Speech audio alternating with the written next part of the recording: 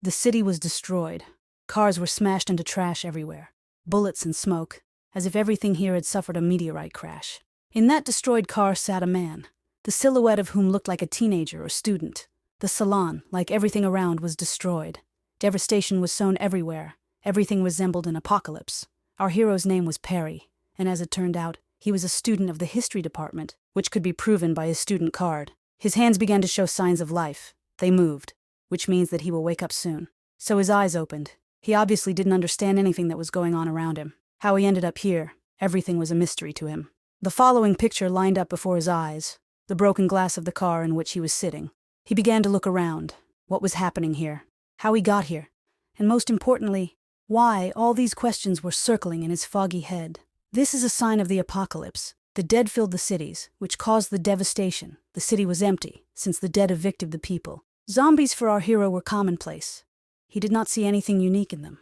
He was not even afraid of them. He understood that he had ended up here completely by accident. He had no memory of the fact that he suddenly fell asleep in the car, and there were crowds of dead people in front of him. The student began to suspect the one who could have mocked him earlier, and it was she who pushed him into this car. Suddenly he denied everything. In his memory, that offender threw him into trouble with a weapon. Suddenly he decided to look back at the back seats to make sure he didn't have a weapon. As expected, on the back seats lay a blade in a sheath, which the offender left for our student for self-defense. This sword was not sharpened, which seems strange to Perry, since during the apocalypse, there should not have been any unsharpened weapons. Moreover, the sword even turned out to be familiar to our hero, as if he could have fought with it before, and this suggests that the blade is exactly the weapon that his offender threw to him.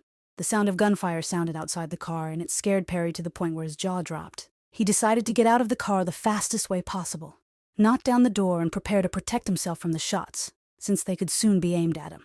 The student is well versed in weapons, but one thing is strange: how he realized that the shots were coming from an old rifle. In the midst of the devastation, cold monsters wandered, who had already died, but continued to annoy with their presence. In the direction of the shots there was a large attack of the dead. It was not for nothing that they were fired upon. So one of the creatures got what he deserved. One bullet deprived him of part of his head and his second life. It turns out that the police were evacuating and firing at the monsters to protect them and take them to a safe place. The captain asked the lieutenant to report on the situation, and she said that the evacuation was in full swing. But the situation was not so colorful. The cartridges were running out, and soon it would be impossible to defend ourselves. The captain understood that the situation was heating up. There were more and more zombies and less equipment. Perry sat behind the cover and looked at all the details of the situation. Everything was very strange for him. Who is our student, really?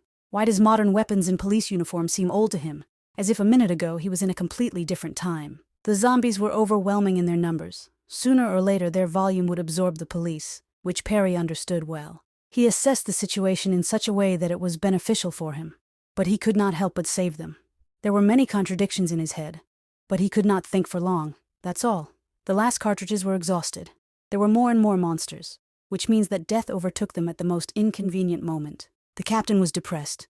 His subordinate had spent his last ammunition. They had no choice but to die a brave death, like the Vikings. Suddenly he shouted loudly to his lieutenant to voice a new order. At least one piece of good news is that the evacuation of people was successful and everyone is safe. Now the captain is determined. The order has been given, and they can sacrifice themselves in order to protect civilians. He ordered Lieutenant Gloria to provide pistol fire support while everyone else grabbed their knives and charged at the zombies with all their fury. Everyone could envy their fearlessness. They went to certain death. Now the Valkyries will send them to a paradise for warriors. Gloria fired at the dead, providing support to her employees behind her. She finally began to understand that all her comrades would die, and she would be left alone with the crowd of the dead. For her it was real horror. The streets were filled with the dead. Her comrades turned out to be food, and there was nowhere to run. Everything was terrible. There is only one cartridge left in the magazine. There are tens and hundreds of times more zombies. All that remains is to finish off yourself so as not to become a wandering dead. Initially, the battle was not equal. Even if they killed 2 dead men with 1 cartridge, there would not be enough equipment. They were all human once upon a time, but now they're just sacks of rotten meat out to kill. Gloria could not allow herself to become infected and become one of them and eat people. She had already put the barrel to her temple. It was unlikely that anyone would help her. Gloria was left alone with death, which was still standing nearby. Still, apparently our hero decided to help. Even if it might have been too late, he did not stand aside. He attracted attention well. Even the dead paid attention to him, and Gloria removed her finger from the trigger. Now our heroine was afraid that someone had not evacuated, that he was acting recklessly. Perry took over all the zombies. What caused them such aggression? Gloria had already decided to die. Nothing could interfere with her decision. But death turned away from her and left completely. But suddenly she realized that she was afraid for him in vain. He probably showed her a new level of strength that she had not seen before. Everything turned out to be true. He easily puts the heads of these creatures on the asphalt with just a blunt sword. He was not going to retreat.